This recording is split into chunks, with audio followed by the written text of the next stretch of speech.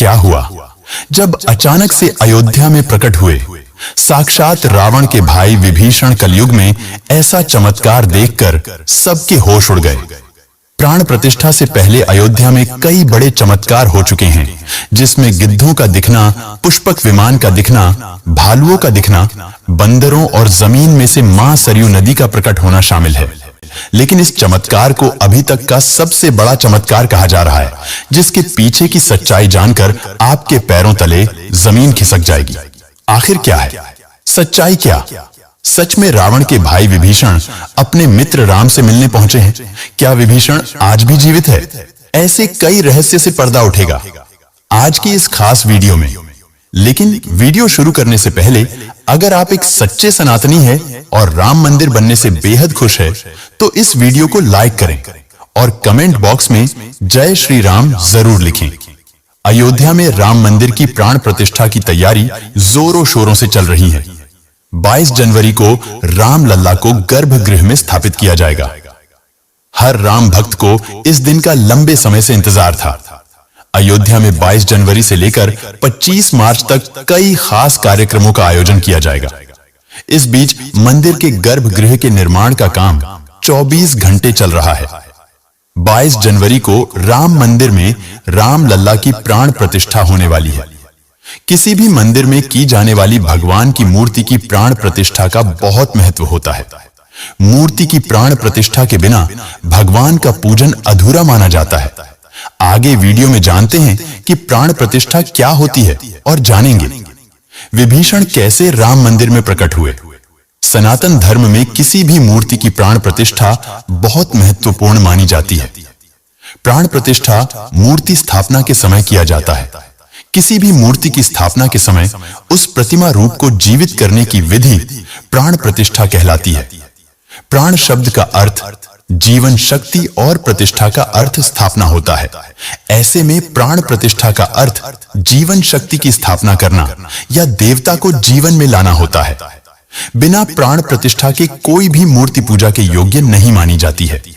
मान्यता है कि प्राण प्रतिष्ठा के जरिए मूर्ति में जीवन शक्ति का संचार होता है और वह मूर्ति देवता के रूप में बदल जाती है, अर्थात साक्षात प्रभु श्री राम अयोध्या राम मंदिर में निवास करने वाले हैं।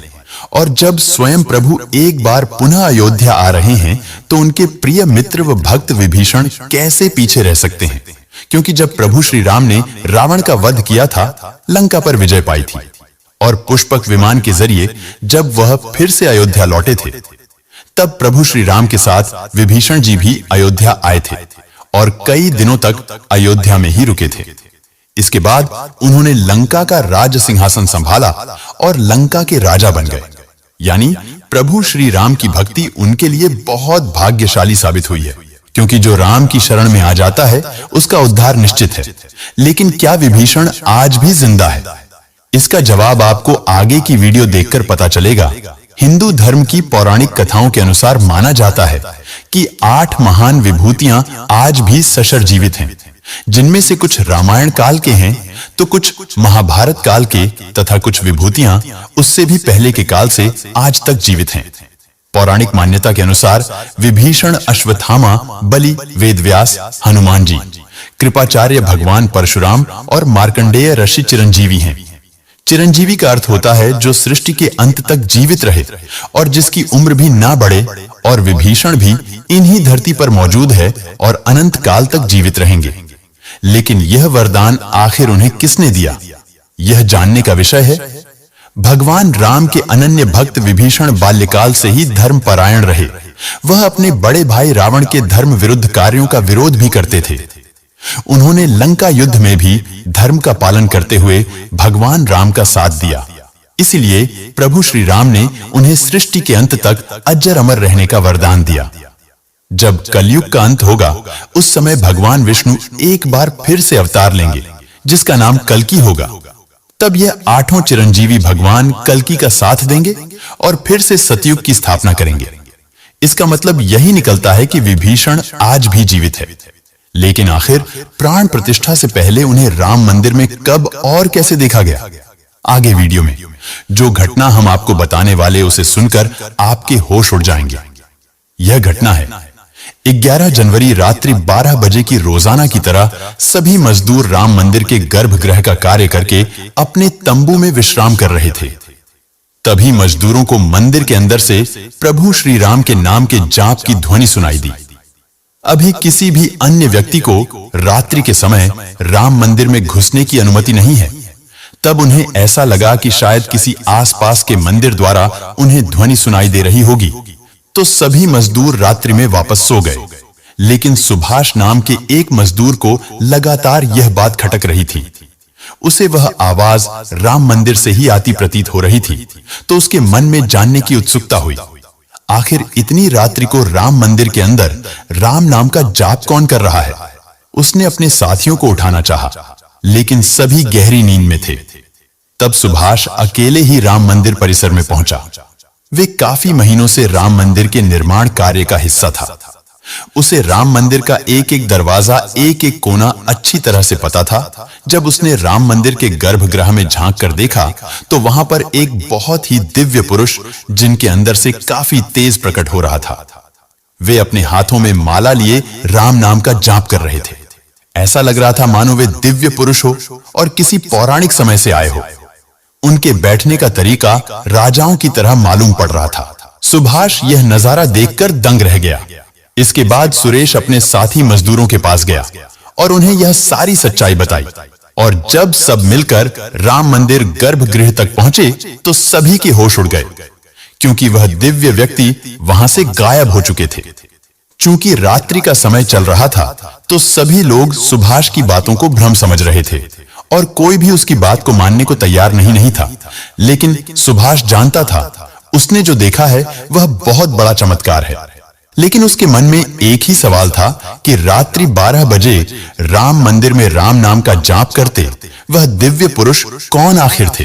क्योंकि आज के समय में किसी भी पुरुष के अंदर इतना तेज नहीं हो सकता। उनका संबंध पौराणिक काल से ही हो सकता है। और अगर रामायण काल की बात करें, तो दो ही शख्सियत है जिनके होने का दावा आज भी कलयुग में किया जाता है। पहले हनुमान जी और दूसरे हैं विभीषण। तो पूरी संभावना यही है कि सुभाष ने राम मंदिर में रात्रि के समय जिस महापुरुष को देखा था, वह राजा विभीषण हो सकते हैं, क्योंकि वह आज भी धरती पर जीवित है। राम मंदिर में कई चमत्कार लगातार हो रहे हैं, जहां कई दिव्य शक्तियां भी राम भगवान के स्वागत के लिए अयोध्या आ पहुंची हैं। राम मंदिर के उद्घाटन की तैयारी अब अंतिम चरण में है। इस बीच एक ओर जहां श्री राम जन्मभूमि तीर्थ क्षेत्र ट्रस्ट लगातार तैयारी की जानकारी साझा कर रहा है, वहीं राम मंदिर के इस महायज्ञ में देश का हर राम भक्त अपनी आहुति अर्पित कर रहा है। आने वाली 22 तारीख के मौके पर कई संत महात्मा और जिन भक्तों ने राम मंदिर के लिए संघर्ष किया, वह सभी अयोध्या पहुंचेंगे। अयोध्या में राम जन्मभूमि मंदिर पर विवाद की कहानी 1528 से शुरू हुई। हिंदुओं का दावा रहा है कि मुगल आक्रमणकारी बाबर ने उस पवित्र जगह को तोड़कर उस पर मस्जिद का निर्माण करवा दिया। दोस्तों, आज हम राम मंदिर को बनते हुए देख रहे हैं। यह हमारा सौभाग्य है। लेकिन इस भव्य राम मंदिर के बनने में कई हजार कार सेवकों और राम भक्तों का बलिदान छुपा है। हजारों साधुओं ने भी मंदिर की रक्षा के लिए अपने प्राणों की आहुति दे दी। 30 अक्टूबर 1990 को हजारों राम भक्तों ने मुख्यमंत्री मुलायम सिंह यादव द्वारा खड़ी की गई अनेक बाधाओं को पार कर अयोध्या में प्रवेश किया और विवादित ढांचे के ऊपर भगवा ध्वज फहरा दिया। लेकिन 2 नवंबर 1990 को मुलायम सिंह यादव ने कार सेवकों पर गोली चलाने का आदेश दिया, जिसमें सैकड़ों राम भक्तों ने अपने जीवन की आहुतियां दी। सरयू तट राम भक्तों की लाशों से भर गया था। इस सह हत्याकांड के बाद अप्रैल 1991 को उत्तर प्रदेश के तत्कालीन मुख्यमंत्री मुलायम सिंह यादव को इस्तीफा देना पड़ा। उस समय कोठारी बंधुओं के बलिदान की चर्चा खूब रही। दिसंबर 1992 को जब विवादित ढांचा गिराया गया, उस समय राज्य में कल्याण सिंह की सरकार थी। उस दिन सुबह करीब 10:30 पर हजारों लाखों की संख्या में कार सेवक पहुंचने लगे। दोपहर में 12 बजे के करीब कार सेवकों का एक बड़ा जत्था मस्जिद की दीवार पर चढ़ने लगता है। लाखों की भीड़ को संभालना सभी के लिए मुश्किल हो गया। दोपहर के 3:40 पर पहला गुंबद भीड़ ने तोड़ दिया और फिर 5 बजने में जब 5 मिनट का वक्त बाकी था, तब तक पूरे का पूरा विवादित ढांचा जमींदोज हो चुका था। भीड़ ने उसी जगह पूजा अर्चना की और रामशिला की स्थापना कर दी। मुख्यमंत्री कल्याण सिंह का साफ आदेश था कि कार सेवकों पर गोली नहीं चलेगी। इस महान कल्याण सिंह जी को हम शाश्वत प्रणाम करते हैं। दोस्तों, राम मंदिर को बनता हुआ देखना सौभाग्य है, लेकिन जब भी हम इसके पीछे हजारों हिंदुओं का बलिदान देखते हैं तो हमारी आंखें नम हो जाती हैं।